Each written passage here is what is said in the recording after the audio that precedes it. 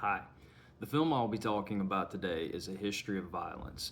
This film was directed by David Cronenberg and stars Viggo Mortensen, Ed Harris, William Hurt, and Maria Bello. This film was released in 2005, and I actually saw it the year that it came out. And what struck me about this film when I first saw it was how original it was. This was not a film that was built, and this was around when the superhero films, 2005, 2006, were kind of going through a rejuvenation. They revisited the Batman franchise with Christian Bale, and they attempted Superman, and that one didn't work, and then they had to go back later with Henry Cavill. But a lot of films were being made at this time that you could build a franchise on, that were set up for sequels and trilogies and things like that. And this was such a unique film and was such a breath of fresh air at the time. And I've seen a plethora of violent films. There are a lot of them out there. But what was interesting was this film was really dealing with human nature and how we as humans interact with each other and with violence and the role that it plays in all of us. We all have those moments in life of rubber meeting the road, of fight or flight. We all get tested. We're all prone to rage. 5 o'clock traffic brings out the animal in all of us. So many have said things in the heat of the moment in road rage or so that they'd never do in their day-to-day life. And yet you find when pushed that something comes out. And what this film kind of showed, but for that to come out, it always had to be there. It didn't just arise out of nowhere. It was always there, and then the right button was pressed. And Viggo Mortensen, I had never seen anything he had done before up to this point, and he is so good in this film. He has that understated, quiet charisma. Kind of like how Eastwood, back in the day when he was working with Sergio Leone, the no-name man in all those Western movies, the guy who doesn't talk and just can kind of say so much with just his face, with his movement, with his body language, that talking, a long rant, excessive dialogue just seems superfluous. We know who this guy, we know there's something there that we wouldn't want to test or mess with, and they just kind of effortlessly have that. This film centers around a family in a rural Indiana town. And we first see this family, their daughter awakes from a nightmare. And the mother, the father, her brother all come in. And it's almost kind of like we get the idea this is a really tight Norman Rockwell type existence. Indiana, it's farmland, it's the heartland of America. And this is a family that is a tight unit. They're close. And as the film moves on, we realize that the character Viggo plays, Tom Stahl, owns a little diner in town. We see them as he goes into the diner, and his staff, one of the guys that works for him, looks literally like he just walked out of a Norman Rockwell painting. And it has that small town USA feel, the kind of town you want to visit, the kind of town you escape to get away from past problems. Earlier, though, in the film, before the daughter awakes from her nightmare, we see these two killers. And we don't know that when they're first on the screen. And then it is eerily introduced as one enters a room. And we find out some nefarious things have happened. And then they go on. And initially you think maybe that what we saw in that very first shot was part of the daughter's dream. And we'll find out later, no, these are two killers who are on a spree, just going through different towns, doing what they have to do, robbing, killing. But Cronenberg creates that element of doubt in the beginning. Was that her nightmare the girl was having, or what? And Tom, eventually later in the film, as he's working at the diner, and we've kind of gotten to see the family dynamic, and they're the sort of all-American family that, and not in a hokey way, in a relatable way. Not in an Ozzie and Harriet where it's like too heavy-handed, but relatable. Those two killers visit his diner. and they're going to rob and they're going to kill. He's got a female, they're going to rape her, they're going to kill the guy, they're going to kill him.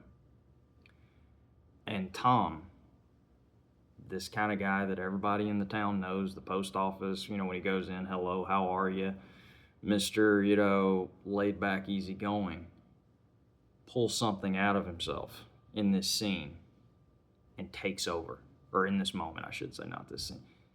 In this moment, Tom Stahl, Viggo Mortensen, seems to transform.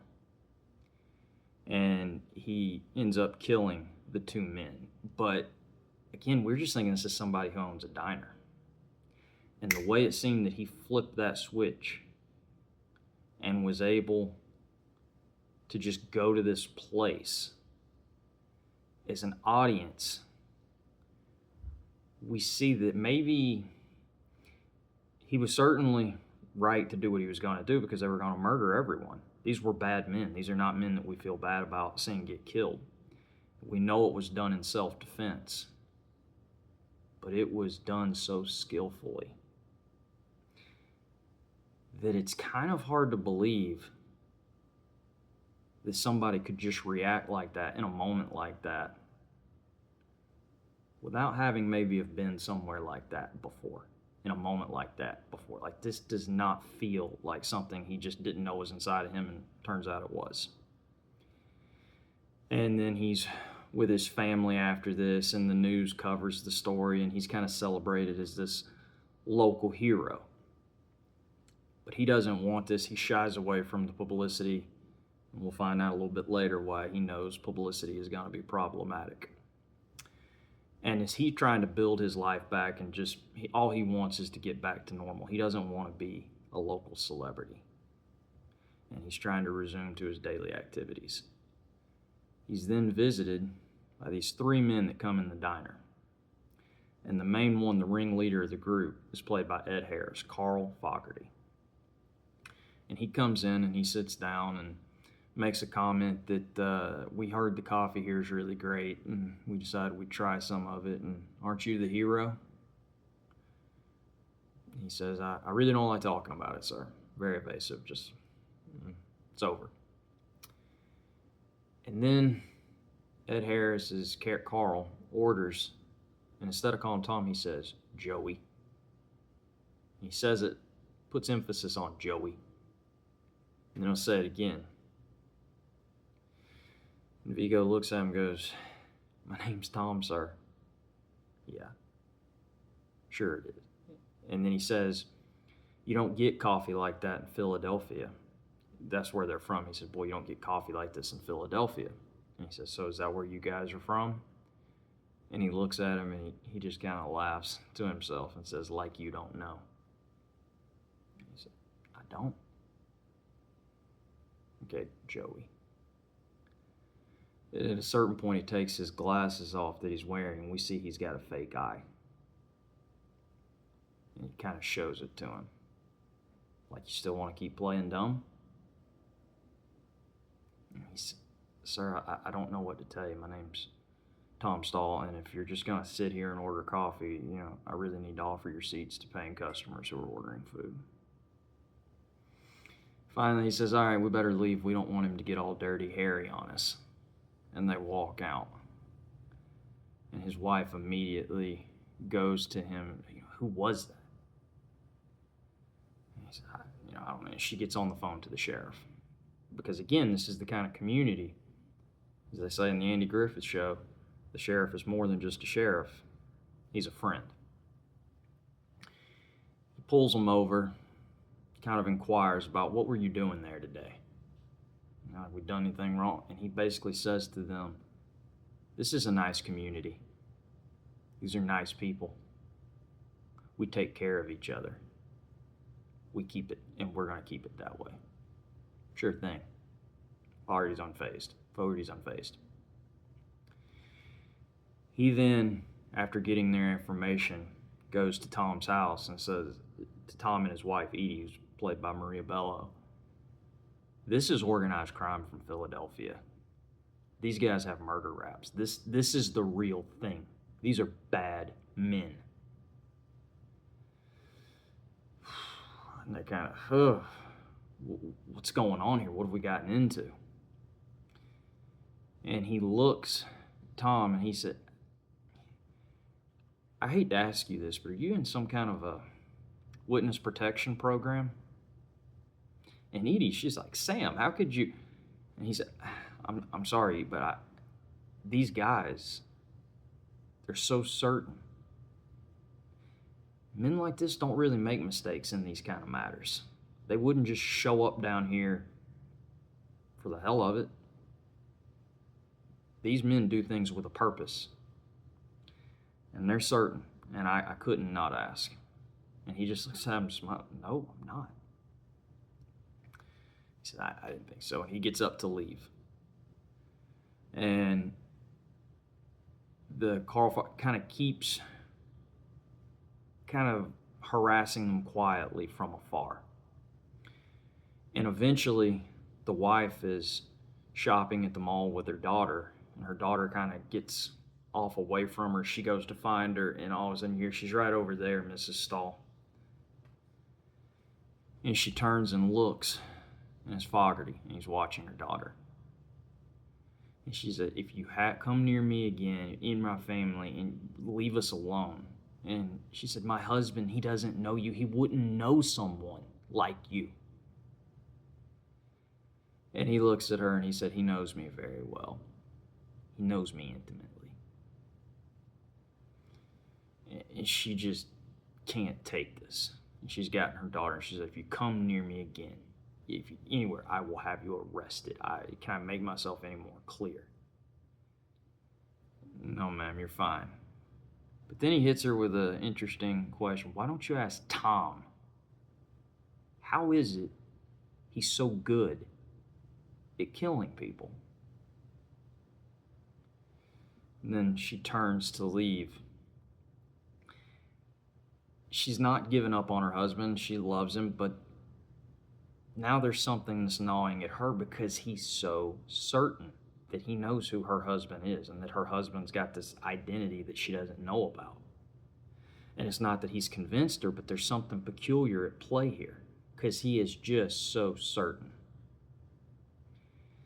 And eventually, Tom's son, who's being bullied at school, he snaps.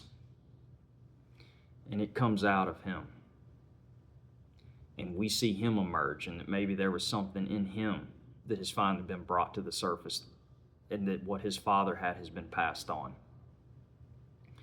And he hurts the bully in school who's been bothering him, and then it cuts to the scene where he's being confronted by his father, and he's like, you stand up to him, but you don't send him to the hospital. Their family's talking like they may sue us. We don't do. And the son's blowing him off, and Tom gets in his face. He said, listen, in this family, we don't solve our problems by hitting people. And in this family, we kill them. And he slaps his son. And his son and just bolts. And we're starting to see that there's things about Tom that we didn't know at first glance. And that maybe that night in the diner was the tip of the iceberg. Eventually, his son is brought back to the house by Fogarty. He's been accosted by them. He goes outside, says, let my son go. I'll come with you if you let him go. Because they want him to come back to Philly with them. They've got some unfinished business, according to them. He lets the boy go, and he just kind of looks at him and says, go upstairs to your mother. And as they go to take him to get him in the car, again, he goes to that other place. He grabs the guy's arm, goes up under his nose, puts him down, and then he turns and gets shot. And as he's shot and he's down, he's not dead. Fogarty's standing over him. And he said, you got anything? He said, I should have killed you back in Philly. We now know he is Joey. But before Ed Harris, Fogarty, can pull the trigger, He's shot by Tom's son. He's then later at the hospital, and his wife says, I saw you out there with them. In that moment, you became Joey Cusack. Don't lie to me anymore. And he just says, I killed Joey Cusack a long time ago. I'm Tom Stahl now. And she just goes to throw up. Stahl. It's all a lie. That's why we never visit your parents. That's why we never do this, because it was all made up. Everything. It's all been a lie. The man that I have had children with is this hardened hitman for the mob. Like, what? That's what I've been going to bed with every night? That's what I've raised my children with? That's what I've had my most intimate moments in life with? This monster?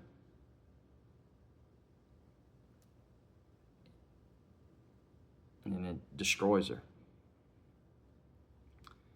Later, when he's back home, they get visited from the sheriff again. And he looks at Tom in the sense of, I think there's something you're not telling me. And Edie comes in and takes up for him. And they become a united front. She aids him in the line. And the sheriff backs off. He's not going to push anymore. He knows something's going on, but he's going to leave it to them. And he leaves. He then goes to Joey, whichever you want to call him, goes to his wife. She pushes away and he reaches. And she says, she's crying, but she's like, I didn't do that for you. I did it for the fact I still am disgusted. And she looks at him in a certain point. She's trying to get up the stairs. And says, F you, Joey. That's who he is now. And he kind of grabbed. And then they get into this violent sexual encounter on the stairs. And it's as though for the first time in her life, not the first time in her life, they've had sex before, but this is the first time she's having sex with Joey Cusack right now. That's who she's with. And in the beginning, she seems repelled. And then it seems like she is as into it in the moment as he is. There's something about Joey and being with him on those stairs that she likes, that she finds arousing. This monster. There's something in it for her. Something sexual and physical. Maybe not intimate, maybe not emotional. But it's almost like Tom Stahl and that whole thing she had before. That was fine, but this encounter was something where love wasn't a factor. It was just sex. And that scene it's a very intense scene to watch. And it's after this that Tom decides he's going to have to go back to Philly if he's ever going to have any type of normalcy in his life, and he's got to settle the score with some people. And he then goes and encounters his brother, William Hurt, Richie Cusack, who's become a big kind of kingpin in the mafia world. And he's only in the film for 20 minutes or so, and yet he got nominated for an Oscar. Rightfully so, though. And the scenes where they kind of meet up together. If you've ever been around brothers or people who you've seen come together after a rift, not in the sense that they embrace each other, but be around each other for the first time in a long time, there's a tension there that this scene captures so beautifully. That these are two people that have such a past, and his brother's now the only one that knows that side of him anymore. He's the only one that knows who Joey Cusack was, the things Joey Cusack did. And he says to him, you were always the crazy one. And we find that Joey has kind of been a problem for his brother from day one. He says, I tried to strangle you when you were in the crib. And, you killed a made guy. You ruined everything. And then you escape. And he's kind of dumbfounded. Like, you really like living out there in Indiana, the family life, the farm stuff. And he even asked him a question, when you dream, who are you, Tom or Joey? And Viggo's just not engaging. And he says, I'm here to make peace.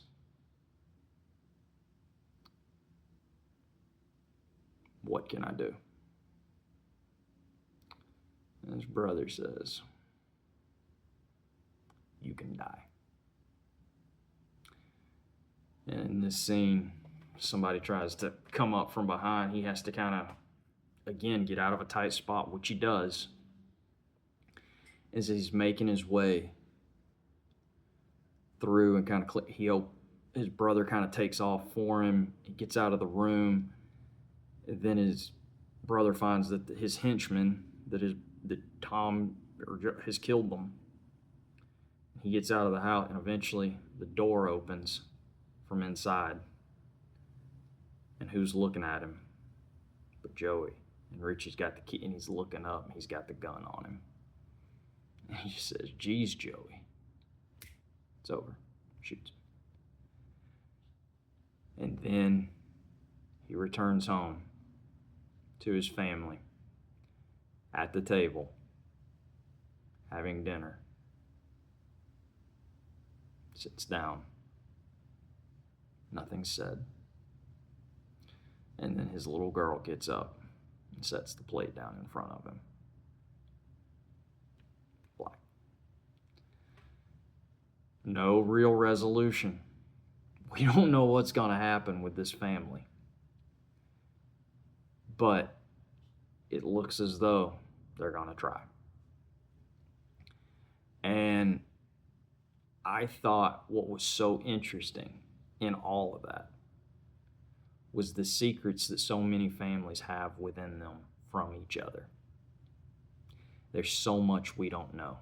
We all have so many suits in the closet. And even those who we've had the most intimate moments with can only know so much. I remember the first time I read my dad's high school yearbook and read certain, I'm like, him? It's my dad. And then I realized, yeah, he's your dad, but he's not just your dad. There's so much that had happened before you got here, and then there's so much that's happened while you've been here where you weren't with. I mean, you can only know somebody so much. You can love them.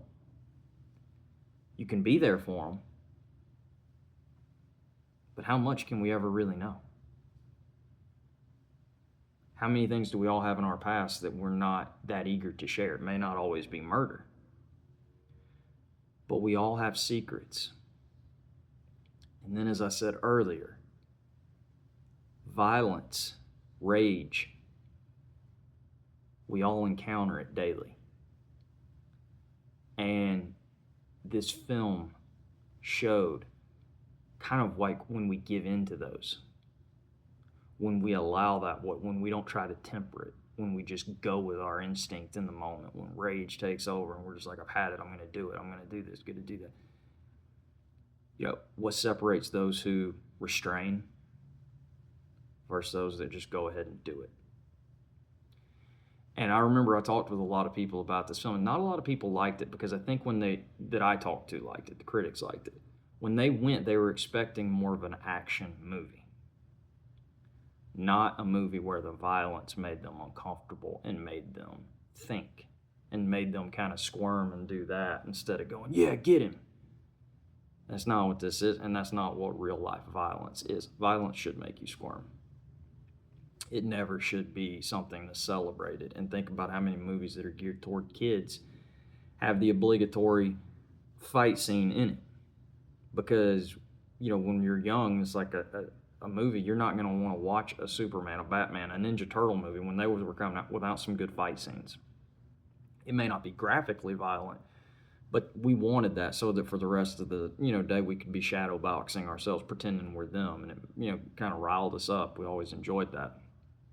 Whereas this, when you see him go up under that guy's face, when you see the blood come out, when you see the goriness, when you see what it really leaves in its wake, it's not fun and it's not something that should be celebrated. And it kind of reminds us that we're all capable of being these barbaric, callous individuals at times. And to always be aware to kind of police ourselves, because things get out of control when we don't. And even those closest to us, how much do we really know them or what they're capable of, depending on the circumstance? I highly recommend A History of Violence. I don't see it shown much on movie channels or anything like that, and I don't really even see it when, it's not part of the Criterion collection. Other Cronenberg works are, like Scanners and Videodrome, and he also did another one, Viggo, Eastern Promises, which is great. But this is one that, even though it received acclaim, it seems like it sort of fell through the cracks over time, and I think it's a shame. So if you haven't seen it, you really should. I think you'll enjoy it. Until next time, thanks.